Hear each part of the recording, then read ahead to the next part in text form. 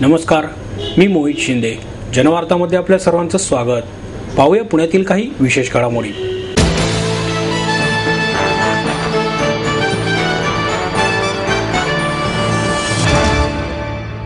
दत्त जयंती उत्सव संपूर्ण शहरात धार्मिक वातावरणात साजरा करण्यात आला. दत्त जयंतीनिमित्त शहरातील छोट्या मोठ्या सर्वच दत्त मंदिरात धार्मिक कार्यक्रमांचे आयोजन करण्यात आले होते. यानिमित्त अभिषेक, होम हवन आदी कार्यक्रमांचे आयोजन करण्यात आले. याशिवाय अनेक ठिकाणी महाप्रसादाचेही आयोजन करण्यात आले.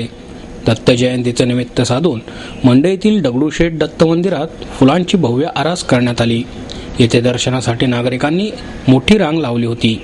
शहरात सर्वत्र भक्तिमय वातावरणात दत्त जयंती साजरी करण्यात आली.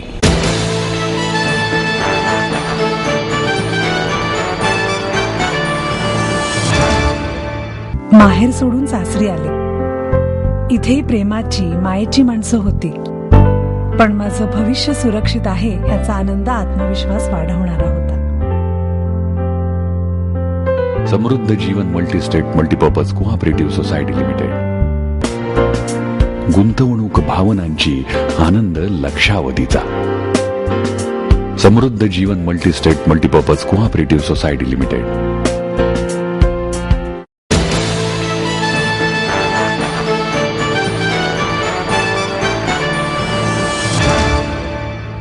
सूर आणि स्वरांच्या रंगतदार मैफिलीने सवाई गंधर्व भीमसेन महोत्सवाची सांगता झाली. प्रसिद्ध गायिका कौशिकी चक्रवर्ती यांच्या बहारदार स्वरांनी भारावलेले रसिक, सतार, सरोद वादनाची अनोखी अनुभूती देणाऱ्या मीरा प्रसाद आणि पंडित राजीव तारानाथ अशा दिग्गज कलावंताच्या वादनावर रसिकांनी केलेला कौतुकाचा वर्षाव आणि ज्येष्ठ गायिका पद्मश्री प्रभा अत्रे यांच्या भैरवीने झालेली सवाई गंधर्व भीमसेन महोत्सवाच्या संगीत पर्वाची सांगता अशा भारावलेल्या वातावरणात सलग 4 दिवस सुरू असलेल्या संगीत आनंद पर्वणीची रसिकांनी अनुभूती घेतली.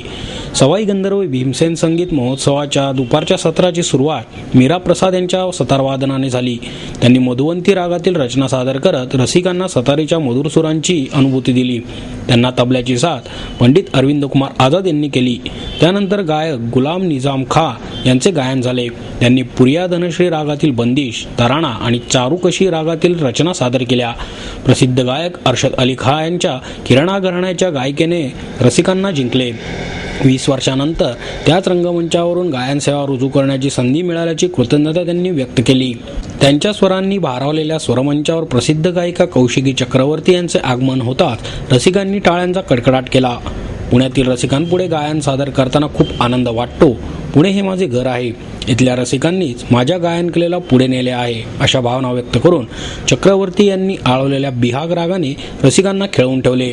त्यांच्या गायनाने भारावलेल्या रसिकांनी त्यांना याद पिया की आई हे गाणं सादर करण्याची फरमाईश केली.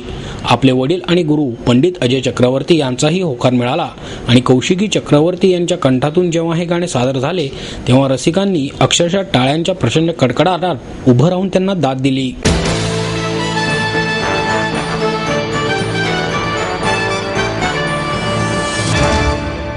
आई वडिलांनी पै जमवून मला शिकवण्याचा निर्णय घेतलेला कळत होता.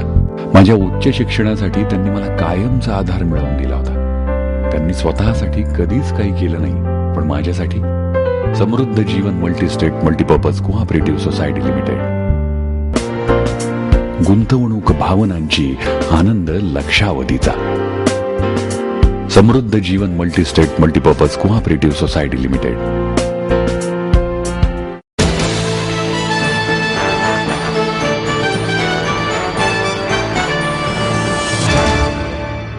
विविध मागण्यांसाठी राज्यातील औषध विक्रेत्यांनी 3 दिवसीय दुकाने बंद आंदोलन सुरू केले आहे. अन्न आणि औषध प्रशासनाकडून होणाऱ्या बेकायदेशीर कारवायांना विरोध आणि विविध मागण्यांसाठी राज्यातील औषध विक्रेत्यांनी दिनांक 16 डिसेंबरपासून 3 दिवस दुकाने बंद आंदोलन सुरू केले आहे.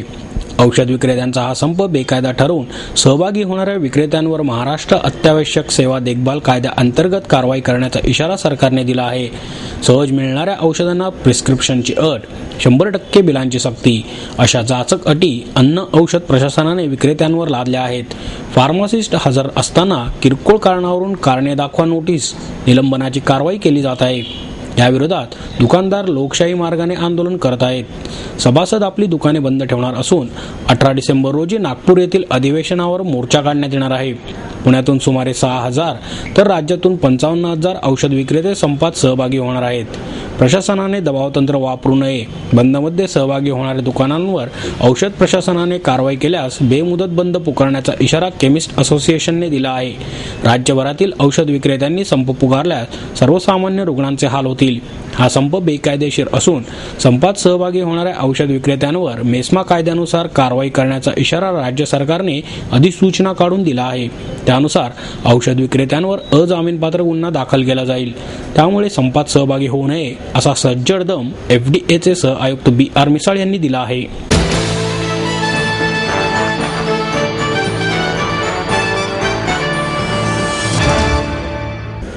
सरदार वल्लभभाई पटेल स्मारक समितीच्या वतीने आयोजित केलेल्या एकता दौडला हजारो पुणेकरांनी उत्स्फूर्त पाठिंबा दिला.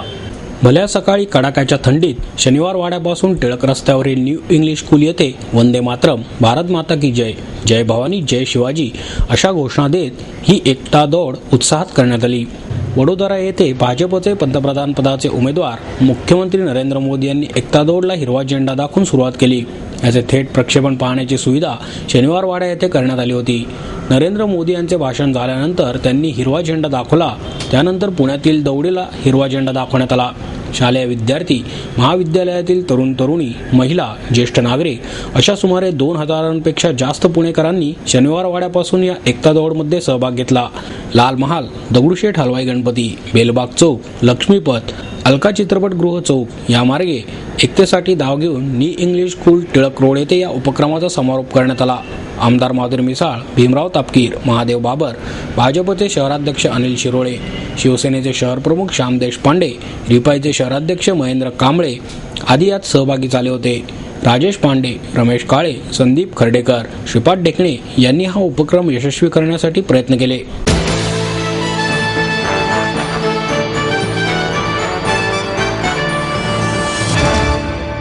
आपको देता है एडमिशन के साथ अपॉइंटमेंट लेटर भी.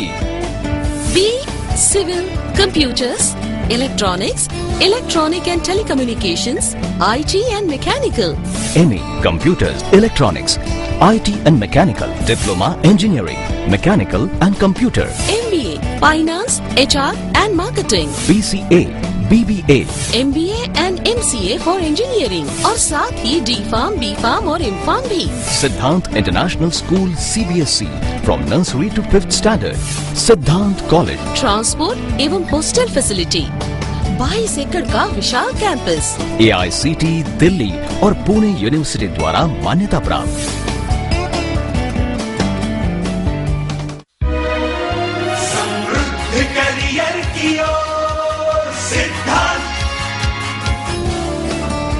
सिद्धांत कॉलेज, सुदुमरे, पुणे.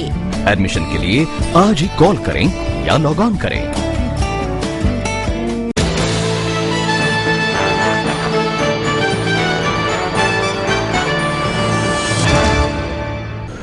सर्वोच्च न्यायालयाने दिलेल्या निकालाविरोधात समपथिक संघटनेच्या वतीने मूकनिदर्शने करण्यात आली. सर्वोच्च न्यायालयाने 377 कलमाविषयी जो निर्णय दिला आहे त्याचा पुनर्विचार व्हावा, त्यात बदल व्हावा या मागणीसाठी पुण्यातील समपथिक संघटनेच्या वतीने मूकमोर्चा काढण्यात आला होता. समलैंगिक संबंधांना कायद्याने मान्यता मिळावी यासाठी संघटनेच्या वतीने सर्वोच्च न्यायालयात पुनर्विचार याचिका दाखल करण्यात येणार असल्याचा निर्णयही यावेळी घेण्यात आला. सर्वोच्च न्यायालयाने समलैंगिक संबंध गुन्हा ठरवला आहे. या कायद्यात बदल करावा. विविध राजकीय पक्षांनीही सर्वोच्च न्यायालयाच्या निर्णयाचा विरोध करावा अशा आशयाचे पत्र संघटनेच्या वतीने तयार करण्यात आले आहे. या पत्रावर दिवसभरात सुमारे 300 सह्या झाल्या. हे सह्यांचे पत्र पंतप्रधानांना पाठवण्यात येणार आहे आणि सर्वोच्च न्यायालयात सादर करण्यात येणाऱ्या याचिकेसोबतही या सह्यांची पत्रांची प्रत जोडण्यात येणार आहे, अशी माहिती संघटनेचे संस्थापक बिंदू माधव खिरे यांनी दिली. राजकीय पक्षांनीही आमच्या या मागणीला पाठिंबा द्यावा. सभागृहात ठराव न करता सर्व पक्षांनी सर्वसंमतीने हा कायदा मंजूर करून घ्यावा. येत्या 22 डिसेंबरला दिल्लीमध्ये याविषयी बैठक होणार आहे. या बैठकीत सर्व समविचारी संघटनांचे प्रतिनिधी सहभागी होणार आहेत. यावेळी वकिलांचाही कायदेशीर सल्ला घेण्यात येणार आहे. त्यानंतर पुढची दिशा ठरेल असंही ते म्हणाले. आम्ही खूपच नाराज आहोत सुप्रीम कोर्टाच्या निर्णयावर, कारण हायकोर्टाचा जो निर्णय आला होता 2009ला तो अत्यंत लिबरल होता, संवेदनशील होता आणि आमचे मूलभूत अधिकार जपणारा होता. आता ह्या कायद्यामुळे आम्ही जो प्रवास केलेला आहे, म्हणजे पालक आमच्याकडे यायला लागले होते, मुलं आउट व्हायला लागली होती, कॉर्पोरेट्समध्ये सुद्धा LGBT इन्क्लुझिव्हिटीसाठी प्रोव्हिजन सुरू झाल्या होत्या. आमचा HIV कामही जास्ती मोकळेपणाने करायला लागत होतं, HIV इंटरव्हेन्शनचं.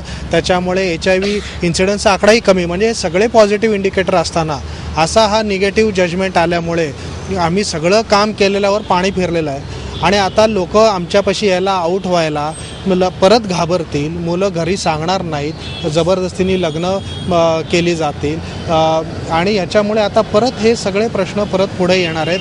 हॅरॅसमेंट, ब्लॅकमेलचे इश्यूज वाढणार आहेत. तर आम्ही हा निषेध करतो या जजमेंटचा आणि रिव्ह्यू पेटिशन तर दाखल होईलच. आमची सुप्रीम कोर्टाला विनंती आहे आणि सरकारला विनंती आहे, कारण आता काही पॉलिटिकल पार्टीसुद्धा याच्यावर डिबेट करतात, ऑर्डिनन्स आणायचं याच्याबद्दल. तर हा कायदा बदलावा आणि दिल्ली हायकोर्टची जी जजमेंट होती तिला अनुसरून कायदा बनावा, हे आमच्या सगळ्यांची इच्छा आहे.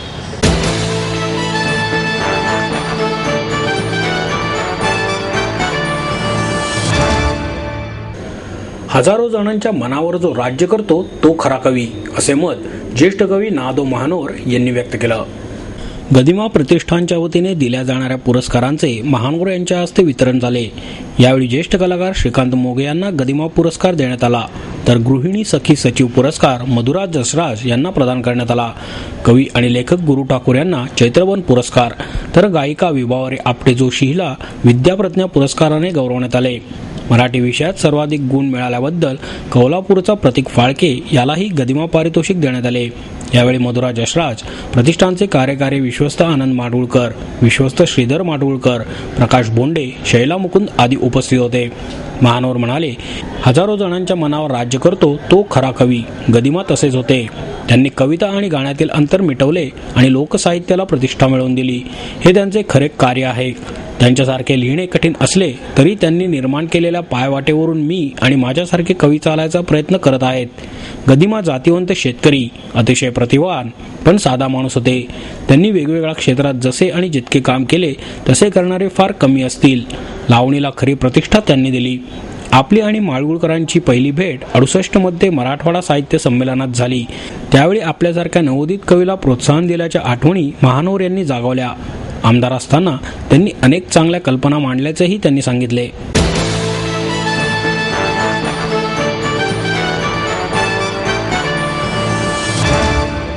आपलं स्वप्न, आपलं मन, आपलं स्वतःचं घर हेच खरं धन. समृद्ध जीवन पार्क सादर करत आहे 140 फ्लॅट्सची एक प्रशस्त गृह योजना. कात्रज कोंढवा रोडवर बिबवेवाडीपासून फक्त 2 किलोमीटर अंतरावर आपल्या आर्थिक गणितात बसणारे 1 व 2 BHK फ्लॅट्स. तब्बल 3 मजली पार्किंग सह ऐस पैस गार्डन, क्लब हाऊस आणि इतर सुविधांनी सुसज्ज. बुकिंग साठी संपर्क 9850937373 9850947373. समृद्ध जीवन, नांदी सौभाग्याची, सुरुवात प्रगतीची.